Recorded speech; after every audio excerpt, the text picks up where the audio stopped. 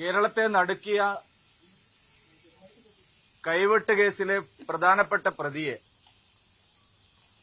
മട്ടന്നൂരിൽ നിന്ന് ദേശീയ അന്വേഷണ ഏജൻസി അറസ്റ്റ് ചെയ്ത സംഭവം കേരളം തീവ്രവാദികൾക്ക് എത്രമാത്രം സുരക്ഷിതമാണ് എന്നുള്ളതിന്റെ ഏറ്റവും വലിയ തെളിവാണ്. ഇന്ത്യയിൽ ഭീകരന്മാർക്ക് ഒളിച്ചു താമസിക്കാൻ കഴിയുന്ന ഏറ്റവും സുരക്ഷിതമായ സംസ്ഥാനം കേരളമായി മാറിക്കഴിഞ്ഞു. മട്ടന്നൂരിന് മറ്റൊരു പ്രത്യേകത കൂടിയുണ്ട്. മട്ടന്നൂരിലാണ് സിപിഎമ്മിന് ഏറ്റവും വലിയ പാർട്ടി ഗ്രാമങ്ങളുള്ളത്. ഭരിക്കുന്ന കക്ഷിക്ക് ഏറ്റവും വലിയ പാർട്ടി ഗ്രാമങ്ങളുള്ള ഒരു സ്ഥലത്ത് വെച്ചാണ് കഴിഞ്ഞ 13 വർഷം കേരള പോലീസിന്റെ മൂക്കിന് താഴെ ഈ ഭീകരവാദി ഒളിച്ചു താമസിച്ചത്. എത്രമാത്രം സുരക്ഷിതമായി കേരളത്തിൽ ഭീകരന്മാർക്ക് ഒളിവിൽ കഴിയാൻ കഴിയുമെന്നുള്ളതിന്റെ ഏറ്റവും വലിയ തെളിവാണ്. ഭീകരവാദികളെ സഹായിക്കുന്ന ഒരു സർക്കാരാണ് ഇവിടെ. നേരത്തെ കനകമലയിൽ തീവ്രവാദികൾ നടത്തിയ നീക്കം ഇത്തരത്തിലുള്ള സർക്കാരിന്റെ സഹായത്തോടുകൂടിയാണ് അന്ന് നടന്നത്. തടിയന്റെ അവിടെ നസീറിനായാലും മറ്റ് ഭീകരന്മാരുടെ കേസുകളെല്ലാം നോക്കിയാൽ അവർ ഒളിച്ചു താമസിക്കാൻ കണ്ടെത്തുന്ന സ്ഥലം സിപിഎമ്മിന്റെ പാർട്ടി ഗ്രാമങ്ങളാണ്. മാർക്സിസ്റ്റ് പാർട്ടിയുടെ പാർട്ടി ഗ്രാമത്തിൽ മറ്റാർക്കും പ്രവേശനമില്ല. പത്രക്കാർക്ക് പോകാൻ കഴിയില്ല, അന്വേഷണ ഏജൻസികൾക്ക് പോകാൻ കഴിയില്ല, പോലീസിന് ശരിയായ നിലയിൽ കേസ് അന്വേഷിക്കാൻ കഴിയില്ല. അവിടെ എല്ലാം കാണുന്നത് മതഭീകരന്മാരെ വലിയ തോതിൽ സംരക്ഷിക്കുന്ന ഒരു സമീപനമാണ്.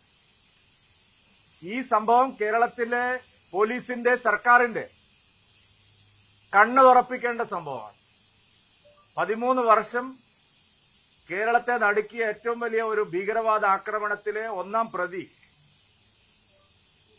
ആരുടെയും കണ്ണിൽപ്പെടാതെ അവിടെ ഒളിച്ചു താമസിച്ചു എന്നുള്ളതാണ്.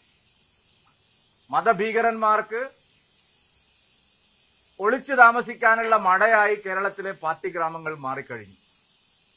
കേരള പോലീസിന്, സംസ്ഥാന ഗവൺമെന്റിന് ഏറ്റവും വലിയൊരു നാണക്കേടാണ് ഈ സംഭവം ഉണ്ടാക്കിയിരിക്കുന്നത്. ദേശീയ അന്വേഷണ ഏജൻസി ഫലപ്രദമായ ഇടപെടൽ നടത്തിയാണ് ഇങ്ങനെയുള്ള ഒരു പ്രതിയെ പിടിച്ചിരിക്കുന്നത്. ഏറ്റവും ഞെട്ടിപ്പിക്കുന്ന സംഭവം ഈ ഭീകരവാദിക്ക് പ്രാദേശികമായ സഹായം ലഭിച്ചു എന്നുള്ളതാണ്. ദേശീയ അന്വേഷണ ഏജൻസി തന്നെ കണ്ടെത്തിയിട്ടുള്ളത് ഭീകരന് പ്രാദേശികമായ സഹായം ലഭിച്ചിരിക്കുന്നു. ആ കാര്യത്തെക്കുറിച്ച് എന്താണ് സർക്കാരിന്റെ വക്താക്കൾക്ക് പറയാനുള്ളത്? ഈ മതഭീകരവാദിക്ക് പ്രാദേശികമായ സഹായം മട്ടന്നൂരിൽ ലഭിച്ചു എന്നുള്ള വിവരത്തെ സംബന്ധിച്ച് ആഭ്യന്തര വകുപ്പിന് എന്താണ് പറയാനുള്ളത്?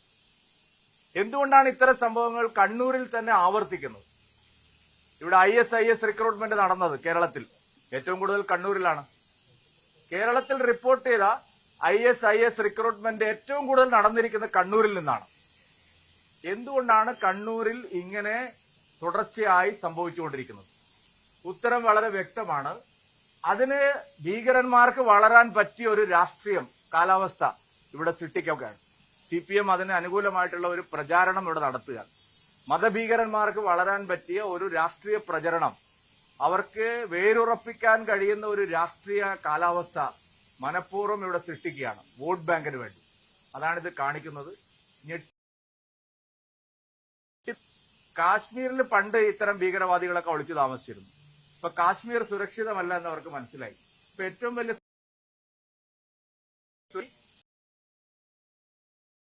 കേരളത്തെ മാറ്റിയിരിക്കുക. അല്ല, CPM മറുപടി പറയണം.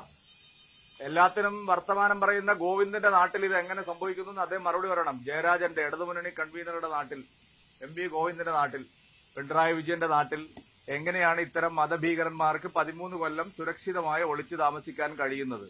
പ്രാദേശിക സഹായം ആരാണ് നൽകിയിട്ടുള്ളത്? ജനങ്ങൾക്ക് അറിയണമല്ലോ. അതിന് അവര് മറുപടി പറയണം. മറ്റൊരു കാര്യം, ആദരണീയനായ പ്രധാനമന്ത്രിയുടെ പുതുവർഷത്തിലെ 2ാം സന്ദർശനം ഉറപ്പായിരിക്കുകയാണ്. അദ്ദേഹം 16-ാം തീയതി വൈകുന്നേരം 6 മണിക്ക് കൊച്ചിയിൽ വിമാനമിറങ്ങും.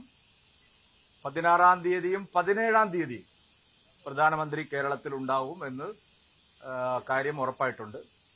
16-ാം തീയതി പാർട്ടി പ്രവർത്തകർ അദ്ദേഹത്തെ സ്വീകരിക്കും വിമാനത്താവളത്തിൽ. അതിനുശേഷം 16-ാം തീയതി കൊച്ചിയിൽ തങ്ങുന്ന പ്രധാനമന്ത്രി 17-ാം തീയതി കാലത്ത് നേരെ ഗുരുവായൂരിലേക്ക് പോകും. ഗുരുവായൂരിൽ ആദരണീയനായിട്ടുള്ള സുരേഷ് ഗോപിയുടെ മകളുടെ വിവാഹ ചടങ്ങിൽ അദ്ദേഹം പങ്കെടുക്കും. മറ്റൊരു വിവാഹത്തിൽ കൂടി അദ്ദേഹം പങ്കെടുക്കുന്നുണ്ട്. അതിനുശേഷം അദ്ദേഹം കൊച്ചിയിൽ വരികയും സർക്കാരിന്റെ ചില പരിപാടികളിൽ, ഷിപ്പ്യാർഡ് ഉൾപ്പെടെയുള്ള സ്ഥലങ്ങളിൽ സർക്കാരിന്റെ ചില പരിപാടികളിൽ അദ്ദേഹം പങ്കെടുക്കുമെന്നാണ് അറിയിച്ചിരിക്കുന്നത്. അതിനുശേഷം അദ്ദേഹം പാർട്ടിയുടെ ശക്തി കേന്ദ്ര ഇൻചാർജുമാരുടെ, കേരളത്തിലെ 6000-ഓളം വരുന്ന ശക്തി കേന്ദ്ര ഇൻചാർജുമാർ, അതായത് 3-4 ബൂത്തുകൾ ചേരുന്ന ഒരു ക്ലസ്റ്ററിനെയാണ് ഞങ്ങൾ ശക്തി കേന്ദ്രം എന്ന് വിളിക്കുന്നത്. അങ്ങനെയുള്ള ചുമതലക്കാര്, അങ്ങനെ 3-4 ബൂത്തുകളുടെ ചുമതലയുള്ള പാർട്ടിയുടെ പഞ്ചായത്ത് ജനറൽ സെക്രട്ടറി, പ്രസിഡന്റ് ഉപരി ഭാരവാഹികൾക്കാണ് അത്തരം ചുമതലയുള്ളത്. അങ്ങനെയുള്ള 6500-ഓളം പാർട്ടി പ്രവർത്തകരുടെ സമ്മേളനത്തിലും അദ്ദേഹം പങ്കെടുക്കും. കേരളത്തെ സംബന്ധിച്ച്, കേരളത്തിന്റെ വികസനത്തെ സംബന്ധിച്ച്, കേരളത്തിന്റെ ഭാവിയെ സംബന്ധിച്ച് പ്രധാനമന്ത്രിക്കുള്ള താൽപര്യം, കേരളത്തിന്റെ വികസനത്തിന് ആവശ്യമായിട്ടുള്ള മോദിയുടെ ഉറപ്പ്, കേരളത്തിലെ ജനങ്ങൾക്ക് കൂടുതൽ ലഭ്യമാക്കാൻ ആവശ്യമായിട്ടുള്ള വലിയ പരിശ്രമമാണ് പ്രധാനമന്ത്രി നടത്തിക്കൊണ്ടിരിക്കുന്നത്.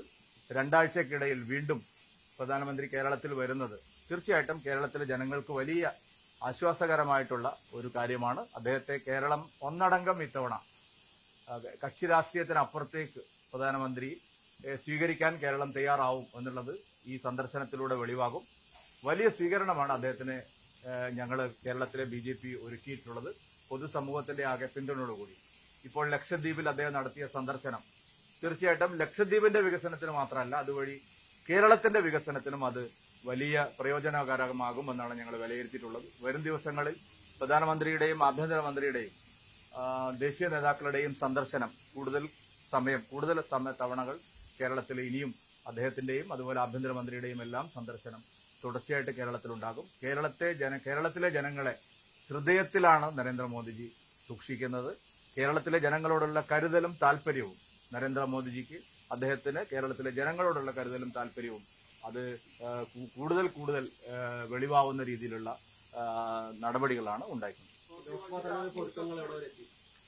ലോക്സഭാ തെരഞ്ഞെടുപ്പിനുള്ള സംഘടനാപരമായിട്ടുള്ള തയ്യാറെടുപ്പുകൾ നടന്നു വരികയാണ്.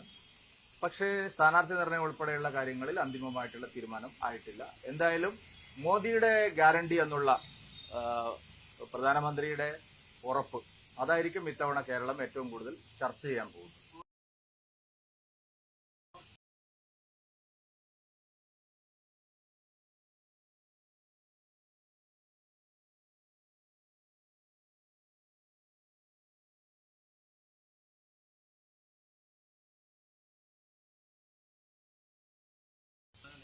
വലിയ കാര്യമില്ലെന്ന്, അതിൽ വലിയ കാര്യമില്ല. ഞാൻ പറഞ്ഞല്ലോ, അദ്ദേഹം തന്നെ അത് മാറ്റി പറഞ്ഞിട്ടുണ്ട്. അത് പറയാനുള്ള കാരണം അദ്ദേഹം പറഞ്ഞിട്ടുണ്ട്. അദ്ദേഹം ഒരു ആലങ്കാരികമായി പറഞ്ഞൊരു അത് വെച്ചിട്ട് നിങ്ങൾ മുതലെടുക്കാൻ ശ്രമിക്കേണ്ട. അത് തിരുത്തി പറഞ്ഞിട്ടുണ്ട്. ഈ പ്രധാനമന്ത്രി തൃശ്ശൂർ കഴിഞ്ഞ ദിവസം ഈ സാമുദായിക അല്ലെങ്കിൽ സാംസ്കാരിക രംഗത്തിരിക്കുന്ന പ്രമുഖരൊക്കെ ബിജെപിയുടെ വേദിയിൽ അതിന് വലിയ രീതിയിലാണ് ഇടതുപക്ഷ സൈബർ ആക്രമണം ഉണ്ടായത്. ശോഭനയ്ക്കെതിരായാലും മറിയക്കുട്ടിക്കെതിരെയൊക്കെ നടന്നത്. എറണാകുളത്തുള്ള സന്ദർശനത്തിലും അത്തരത്തിലുള്ള ഏതെങ്കിലും ഒരു സംഗമം നടത്താൻ BJP കരുതുന്നുണ്ട്? അല്ല, അതിപ്പോ പ്രധാനമന്ത്രിയെ വരവേൽക്കാൻ കേരളത്തിലെ പൊതുസമൂഹം എല്ലാ അഭിപ്രായ വ്യത്യാസങ്ങളും മാറ്റിവെച്ചുകൊണ്ട് മുന്നോട്ട് വരികയാണല്ലോ. അപ്പൊ അത്തരത്തിലുള്ള ധാരാളം കാര്യങ്ങൾ പ്രധാനമന്ത്രിയുടെ സന്ദർശനവുമായിട്ട് ബന്ധപ്പെട്ട് ഉണ്ടാകും. ഓരോ ദിവസവും കേരളത്തിലെ പൊതുസമൂഹം, അത് ചലച്ചിത്ര മേഖലയായാലും സാമൂഹ്യ സാംസ്കാരിക മേഖലയായാലും കവികളും കലാകാരന്മാരുമായാലും സാമുദായിക സംഘടനകളായാലും എല്ലാവരും മോദിജിയെ വളരെ താല്പര്യത്തോടു കൂടിയാണ് കാണുന്നത്. നരേന്ദ്രമോദിജിയുടെ അക്സെപ്റ്റൻസ്, നരേന്ദ്രമോദിജിയുടെ സ്വീകാര്യത, അദ്ദേഹത്തിന്റെ വിശ്വാസ്യത അനുനിമിഷം കേരളത്തിൽ വർദ്ധിച്ചുകൊണ്ടിരിക്കുകയാണ്. അപ്പൊ അതിന്റെ പ്രതിഫലനം ഓരോ സന്ദർശനത്തിലും ഉണ്ടാവും.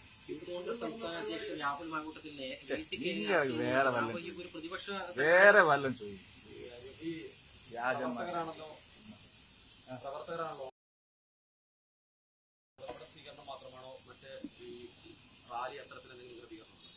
അല്ല, ഞങ്ങൾ ആഗ്രഹിക്കുന്നത് റോഡ് ഷോ ആയിട്ട് വലിയ സ്വീകരണം അദ്ദേഹത്തിന് നൽകണം എന്നുള്ളതാണ്. പിന്നെ പാർട്ടിയുടെ പരിപാടിയാണ് ഇത്തവണത്തെ ഹൈലൈറ്റ്.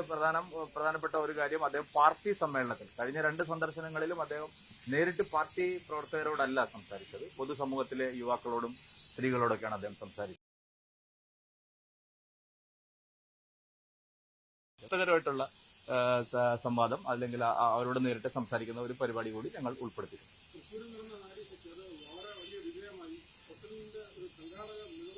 അങ്ങനെയല്ല, അത് ഞങ്ങൾ വിലയിരുത്തിയിരിക്കുന്നത് പാർട്ടിയുടെ താഴെ തലത്തിലുള്ള സംഘടനാ മികവാണ് അതിന്റെ വിജയത്തിന്റെ ഒരു പ്രധാന കാരണം. പിന്നെ അവിടെ ഇരുന്ന് നടത്തിയത് പ്രസിഡന്റ് ഒന്നുമല്ല, അതൊക്കെ വലിയ തെറ്റായ വാർത്തകളാണ്. അവിടെ അതിനുള്ള സംവിധാനങ്ങൾ ഉണ്ടായിരുന്നു. 2 ജനറൽ സെക്രട്ടറിമാർ, ശ്രീ MT രമേശും ശ്രീ കൃഷ്ണകുമാറും ചേർന്ന ഒരു സംഘാടക സമിതിയായിരുന്നു ഉണ്ടായിരുന്നത്. ഇത്തവണത്തെ പരിപാടിക്ക് 3 ജനറൽ സെക്രട്ടറിമാരുടെ ഒരു സംഘാടക സമിതിയാണ്.